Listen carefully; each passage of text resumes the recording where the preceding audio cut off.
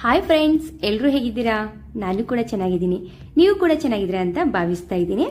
Friends, ಇವತ್ತು ನಾನು ನಿಮಗೆ ತುಂಬಾನೇ ಯೂಸ್ಫುಲ್ ಆಗಿರುವಂತ ಟಿಪ್ಸ್ ಅನ್ನ ಹೇಳ್ಕೊಡ್ತಾ ಇದ್ದೀನಿ. ವಿಡಿಯೋನ ಎಲ್ಲಿ ಸ್ಕಿಪ್ ಮಾಡ್ತೀನಿ, ಪೂರ್ತಿ ನೋಡಿ. ಖಂಡಿತ ನಿಮಗೆ ಈ ವಿಡಿಯೋ ಯೂಸ್ಫುಲ್ ಆಗುತ್ತೆ. ಯಾಕಂದ್ರೆ ಮನೆಯಲ್ಲಿ ಚಿಕ್ಕ ಪುಟ್ಟ ವಿಷಯಗಳನ್ನ ನಾವು ಗಮನದಲ್ಲಿ ಇಟ್ಕೊಳ್ಳೋದಿಲ್ಲ, ಹಾಗಾಗಿ ಟೈಮ್ ತುಂಬಾನೇ ಹಿಡಿಯುತ್ತೆ ಕೆಲಸ ಮಾಡೋಕಂತ. ಸೊ ಈ ಟಿಪ್ಸ್ ಗೊತ್ತಾದ್ರೆ ಖಂಡಿತ ನಿಮ್ಮ ಟೈಮ್ ಕೂಡ ಉಳಿಯುತ್ತೆ. ಫ್ರೆಂಡ್ಸ್, ಮೊದಲಿಗೆ ನಾನಿಲ್ಲಿ ಬೆಳ್ಳುಳ್ಳಿಯನ್ನ ಒಂದು 1/4 kg ಆಗುವಷ್ಟು ತಗೊಂಡಿದ್ದೀನಿ. ನಾನಿಲ್ಲಿ ಚಿಕ್ಕ ಚಿಕ್ಕ ಬೆಳ್ಳುಳ್ಳಿಯನ್ನ ತಗೊಂಡಿದ್ದೀನಿ. ನಾಟಿ ಬೆಳ್ಳುಳ್ಳಿ ಅಂತ ಕೂಡ ಹೇಳ್ತೀವಿ, ಜವಾರಿ ಬೆಳ್ಳುಳ್ಳಿ ಅಂತ ಕೂಡ ಇದಕ್ಕೆ ಕರಿತೀವಿ. ಸೊ ಈ ರೀತಿ ಚಿಕ್ಕದಾಗಿರುವಂತ ಬೆಳ್ಳುಳ್ಳಿ ಇದ್ರೂ ಕೂಡ ತುಂಬಾನೇ ಈಸಿಯಾಗಿ ಅದ್ರ ಮೇಲ್ಗಡೆ ಇರುವಂತ ಸಿಪ್ಪೆಯನ್ನ ನಾವು ಸಪರೇಟ್ ಅನ್ನ ಯಾವ ರೀತಿ ಮಾಡೋದು ಅಂತ ಹೇಳ್ಕೊಡ್ತಾ ಇದ್ದೀನಿ. ಮೊದಲಿಗೆ ನೀವು ಈ ರೀತಿ ಕಟಿಂಗ್ ಅನ್ನ ಮಾಡ್ಕೋಬೇಕು. ಹಿಂದ್ಗಡೆ ತುಂಬು ಅಥವಾ ಮುಂದ್ಗಡೆ ತುಂಬಿರುತ್ತೆ ನೋಡಿ, ಅದನ್ನ ಕಟಿಂಗ್ ಮಾಡ್ಕೊಂಡ್ರೆ ಸಾಕು. ತುಂಬಾ ಈಸಿಯಾಗಿದು ಓಪನ್ ಆಗುತ್ತೆ. ಸೊ ಯಾಕಂದ್ರೆ ತುಂಬು ಮೇನು, ಸೊ ಅದು ತುಂಬಾನು ಫಿಟ್ ಆಗಿರುತ್ತೆ. ಅದು ಒಂದು ಚಾಕು ಹೆಲ್ಪ್ನಿಂದ ನಾವು ಕಟ್ ಮಾಡ್ಕೊಂಡ್ರೆ ಸಾಕು. ತುಂಬಾ ಈಸಿಯಾಗಿದು ಓಪನ್ ಆಗ್ತಾ ಇದೆ, ನೋಡ್ತಾ ಇರ್ಬೋದು.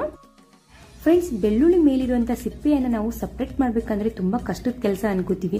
ಯಾಕಂದ್ರೆ ಕೆಲವೊಂದ್ಸತಿ ಕೈಯಲ್ಲಿ ಉಗುರಿರೋದಿಲ್ಲ, ಆವಾಗ ಇದ್ರ ಮೇಲೆ ಸಿಪ್ಪೆ ಜಲ್ದಿನೇ ಸಪ್ರೇಟ್ ಆಗೋದಿಲ್ಲ, ತುಂಬಾ ಕಷ್ಟ ಅನ್ಸುತ್ತೆ. ಸೊ ಇವತ್ತು ನಾ ಈ ಟಿಪ್ಸ್ ಅನ್ನ ಹೇಳ್ಕೊಡ್ತಾ ಇದ್ದೀನಿ. 1 kg ಗಟ್ಟಲೆ ನೀವು ಈ ಬೆಳ್ಳುಳ್ಳಿ ಸಿಪ್ಪೆಯನ್ನ ಕೇವಲ 5 ನಿಮಿಷದಲ್ಲಿ ನೀವು ಸಪರೇಟ್ ಅನ್ನಾಗಿ ಮಾಡಬಹುದು. ನಾನಿಲ್ಲಿ ಉಗುರು ಬೆಚ್ಚಗಾಗಿರುವಂತ ನೀರನ್ನ ತಗೊಂಡಿದ್ದೀನಿ, ಜಾಸ್ತಿ ಬಿಸಿ ಇರಬಾರ್ದು. ಅದರಲ್ಲಿ ಈಗ ನಾನಿಲ್ಲಿ ಬೆಳ್ಳುಳ್ಳಿಯನ್ನ ಸೇರಿಸಿದ್ದೀನಿ. ಚಿಟಿಕೆ ಆಗಷ್ಟು ಅಡಿಗೆ ಸೋಡಾವನ್ನ ಸೇರಿಸ್ತಾ ಇದ್ದೀನಿ. ಸೋಡಾ ಇದ್ರೆ ಸೇರಿಸ್ಕೊಳ್ಳಿ, ಇಲ್ಲ ಅಂದ್ರೆ ಸ್ಕಿಪ್ ಮಾಡ್ಕೊಳ್ಳಿ. ಫ್ರೆಂಡ್ಸ್, ಈಗ ಎಷ್ಟು ಬೇಕಲ್ಲ ಅಷ್ಟು ಬೆಳ್ಳುಳ್ಳಿಯನ್ನ ಸೇರಿಸಿ ಈ ರೀತಿ ಮುಚ್ಚಿಬಿಟ್ಟು ಕೇವಲ ಒಂದು 3 ರಿಂದ 4 ನಿಮಿಷ ರೆಸ್ಟ್ ಮಾಡೋಕೆ ಬಿಡಬೇಕು. ನಿಮ್ಮ ಹತ್ರ ಟೈಮ್ ಇದ್ರೆ ನೀವು ಜಾಸ್ತಿ ಹೊತ್ತು ಕೂಡ ಬಿಡಬಹುದು. ನಾನಿಲ್ಲೊಂದು 4 ನಿಮಿಷ ಆದ ನಂತರ ನಿಮಗೆ ತೋರಿಸ್ಕೊಡ್ತಾ ಇದ್ದೀನಿ. ನೋಡ್ತಾ ಇರ್ಬೋದು ಎಷ್ಟು ಈಸಿಯಾಗಿ ಇಲ್ಲಿ ಬೆಳ್ಳುಳ್ಳಿ ಓಪನ್ ಆಗ್ತಾ ಇದೆ ಅಂದ್ಬಿಟ್ಟು. ಫ್ರೆಂಡ್ಸ್, ನಾವು ಇದು ಹಾಗೆ ಓಪನ್ ಮಾಡಕ್ ಹೋದ್ರೆ ಇದು ಓಪನ್ ಆಗೋದಿಲ್ಲ. ನಿಮಗೂ ಕೂಡ ಗೊತ್ತಿರುತ್ತೆ, ಮನೆಯಲ್ಲಿ ಅಡುಗೆ ಮಾಡ್ತಾ ಇರುವಾಗ ಹಾಗೆ ನೀವು ಬೇಗ ಬೇಗ ತೆಗಿಬೇಕಂದ್ರೆ ಆಗೋದೇ ಇಲ್ಲ. ಸೊ ನಂತರ ನಾನಿಲ್ಲಿ ಈ ರೀತಿ ಮ್ಯಾಶ್ ಅನ್ನ ಮಾಡ್ತಾ ಇದ್ದೀನಿ. ಕೈಲಿಂದ ಈ ರೀತಿ ಮ್ಯಾಶ್ ಮಾಡೋದ್ರಿಂದ ಎಲ್ಲವೂ ಒಂದೇ ಸತೆ ಸಪ್ರೇಟ್ ಆಗುತ್ತೆ ಸಿಪ್ಪೆ. ಸೊ ಮೇಲ್ಗಡೆ ಇರುವಂತ ಸಿಪ್ಪೆಯನ್ನ ನಾನೀಗ ಸಪ್ರೇಟ್ ಅನ್ನಾಗಿ ಮಾಡಿ ತೋರಿಸ್ತಾ ಇದ್ದೀನಿ. ಫ್ರೆಂಡ್ಸ್, ನೀವು ಚಿಕ್ಕ ಪುಟ್ಟ ಫಂಕ್ಷನ್ಗಳಲ್ಲಿ ಈ ಟಿಪ್ಸ್ ಅನ್ನ ಟ್ರೈ ಮಾಡಿ. ಖಂಡಿತ ನಿಮ್ಮ ಟೈಮ್ ಕೂಡ ಉಳಿಯುತ್ತೆ, ಹಾಗೆ ತುಂಬಾನೇ ಯೂಸ್ಫುಲ್ ಆಗುತ್ತೆ. ನೋಡ್ತಾ ಇರ್ಬೋದು, ಕೇವಲ 1 ನಿಮಿಷದಲ್ಲಿ ಈ ಸಿಪ್ಪೆ ಎಲ್ಲ ಕೈಲಿಂದನೇ ಸಪ್ರೇಟ್ ಆಯಿತು. ಫ್ರೆಂಡ್ಸ್, ಕೇವಲ 5 ನಿಮಿಷದಲ್ಲಿ 1 ರಿಂದ 2 kg 3 kg ಎಷ್ಟು kg ಬೇಕಾದ್ರೂ ನೀವು ಸಿಪ್ಪೆಯನ್ನ ಸಪ್ರೇಟ್ ಅನ್ನಾಗಿ ಮಾಡಬಹುದು. ಫ್ರೆಂಡ್ಸ್, ಇದನ್ನ ಸ್ವಲ್ಪ ಒಣ ಬಟ್ಟೆಯಿಂದ ಒರೆಸ್ಬಿಟ್ಟು ನೀವು ಫ್ರಿಜ್ ಅಲ್ಲಿ ಸ್ಟೋರ್ ಮಾಡಬಹುದು. ನಿಮ್ಗೆ ಯಾವಾಗ ಬೇಕಲ್ಲ ಅವಾಗ ನೀವು ಯೂಸ್ ಕೂಡ ಮಾಡಬಹುದು. ನಾನು ನಿಮ್ಗೆ ಇಲ್ಲಿ ಇನ್ನೊಂದು ಟಿಪ್ಸ್ ಅನ್ನ ಹೇಳ್ಕೊಡ್ತಾ ಇದ್ದೀನಿ. ಈ ರೀತಿ ಸ್ಪೂನ್ ಅಂತೂ ಎಲ್ಲರೂ ಮನೆಯಲ್ಲಿ ಇರುತ್ತೆ, ಜರಡಿ. ಸೊ ಆ ಜರಡಿ ಮೇಲೆ ಇಡಿ, ಇಲ್ಲಾಂದ್ರೆ ಒಂದು ಸ್ಟ್ಯಾಂಡ್ ಇದ್ರೆ ಸ್ಟ್ಯಾಂಡ್ ಮೇಲೆ ನಿಮ್ಮ ಬೆಳ್ಳುಳ್ಳಿಯನ್ನ ಇಟ್ಬಿಟ್ಟು ಸ್ವಲ್ಪನೇ ಇದನ್ನ ಸುಡಬೇಕು ಮೇಲ್ಗಡೆ. ಕೆಲವು 1 ನಿಮಿಷನೂ ಆಗೋದಿಲ್ಲ, ಒಂದು 5 ಸೆಕೆಂಡು 6 ಸೆಕೆಂಡು ಇದನ್ನ ಸುಟ್ಕೊಂಡ್ರೆ ಸಾಕು. ನಂತರ ಒಂದು ಪ್ಲೇಟಲ್ಲಿ ತಗೊಂಡು ನಂತರ ಇದನ್ನ ಕೈಲಿಂದ ನಾವು ಮ್ಯಾಶ್ ಮಾಡ್ಕೋಬೇಕು. ಈ ರೀತಿ ಸಿಪ್ಪೆ ಎಲ್ಲ ಸಪ್ರೇಟ್ ಆಗ್ತಾ ಹೋಗುತ್ತೆ. ಸೊ ನೋಡಿ, ಓಪನ್ ಕೂಡ ಆಗ್ತಾ ಇದೆ ಎಷ್ಟು ಈಸಿಯಾಗಿ ಅಂದ್ಬಿಟ್ಟು. ಈ ಟಿಪ್ಸ್ ಕೂಡ ತುಂಬಾನೇ ಈಸಿ ಅನ್ಸುತ್ತೆ. ಸ್ವಲ್ಪನೇ ಬೆಳ್ಳುಳ್ಳಿ ಇದ್ದಾಗ ನೀವು ಈ ಟಿಪ್ಸ್ ಅನ್ನ ಫಾಲೋ ಮಾಡಬಹುದು. ಜಾಸ್ತಿ ಬೆಳ್ಳುಳ್ಳಿ ಇದ್ದಾಗ ನೀರಲ್ಲಿ ಹಾಕಿ ತುಂಬಾ ಈಸಿ ಆಗುತ್ತೆ. ಸೊ ನೋಡ್ತಾ ಇರ್ಬೋದು ಎಷ್ಟು ಈಸಿಯಾಗಿ ಇಲ್ಲಿ ಸಿಪ್ಪೆ ಎಲ್ಲ ಸಪ್ರೇಟ್ ಆಗ್ತಾ ಇದೆ ಅಂದ್ಬಿಟ್ಟು.